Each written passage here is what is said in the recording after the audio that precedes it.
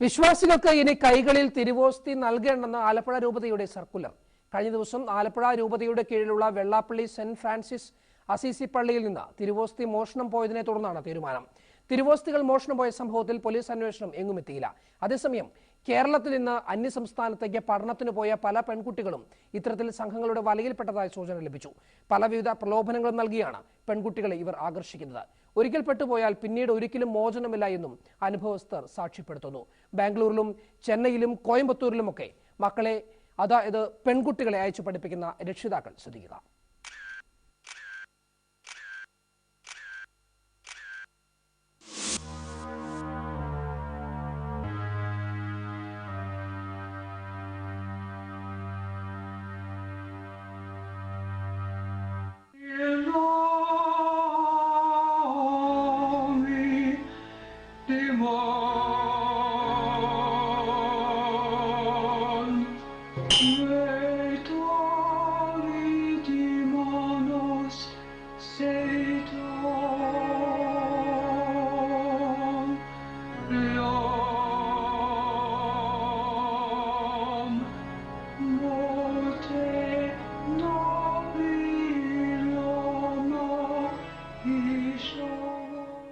Alappuzha bishop Stephen അത്തിപ്പുഴയാണ് circular ഇറക്കിയത്. Circular രൂപതയുടെ കീഴിലുള്ള പള്ളികളിൽ വായിച്ചു.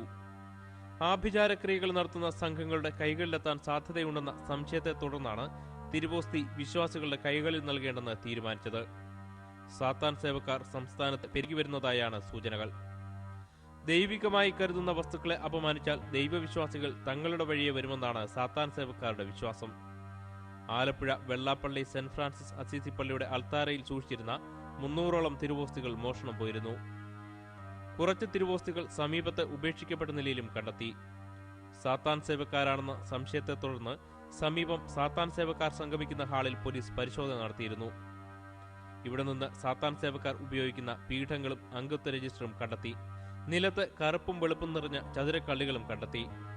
ദുഷ്ടശക്തികളെ പൂജിക്കുന്ന ആഭിചാരകർമ്മങ്ങൾ ഗോവ, മുംബൈ, മിസോറം എന്നിവിടങ്ങളിൽ നേരത്തെ ഉണ്ടായിരുന്നെങ്കിലും കേരളത്തിലേക്ക് ഇത്തരം തെറ്റായ പ്രവണതകൾ കാര്യമായി കടന്നുകൂടിയിരുന്നില്ല.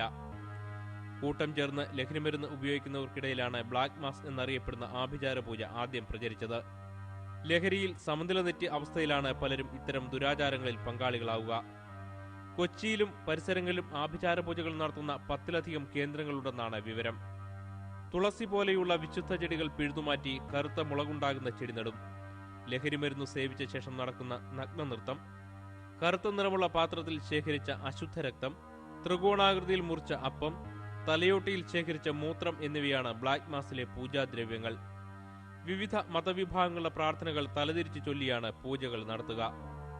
ദൈവം, ഈശ്വരൻ എന്നിങ്ങനെ ഉപയോഗിക്കേണ്ട സന്ദർഭങ്ങളിൽ സാത്താനെന്നും, നന്മയെന്ന് പറയേണ്ടിടത്ത് തിന്മയെന്നും, സത്യമെന്ന് പറയുന്നിടങ്ങളിൽ കള്ളമെന്നുമാണ് ആഭിചാരികൾ പ്രയോഗിക്കുക. തിന്മയെ പൂജിക്കുന്നവരാണ് ഇത്തരം ആഭിചാരികൾ. സമൂഹത്തിൽ കുറ്റകൃത്യങ്ങൾ പെരുകാനാണ് ഇവരുടെ പ്രാർത്ഥന. സമ്പന്നരാണ് കേരളത്തിലെ ചെകുത്താൻ ഭക്തർ. പിശാചിനെ സേവിച്ചാൽ പണം നേടാമെന്ന് പ്രലോഭിപ്പിച്ചാണ് സമ്പന്നരെ ഇതിലേക്ക് ആകർഷിക്കുന്നത്. വെള്ളിമൂങ്ങ, ഇരുതലമൂരി എന്നിവയെ ആഭിചാരത്തിൽ ഉപയോഗിക്കുന്നതും ഇവരാണെന്നാണ് വിവരം. ജനങ്ങളെ വഴിതെറ്റിക്കുന്ന ഇത്തരം ദുരാചാരങ്ങളെ പല വിദേശ രാജ്യങ്ങളും നിരോധിച്ചിട്ടുണ്ട്. ലഹരിമരുന്നിന്റെ ഉപയോഗവും വിനോദസഞ്ചാരികളായ വിദേശികളുടെ കടന്നുവരവുമാണ് കൊച്ചിയിലും ഇത്തരം ആഭിചാര കർമ്മങ്ങൾ പ്രചരിക്കാൻ കാരണം.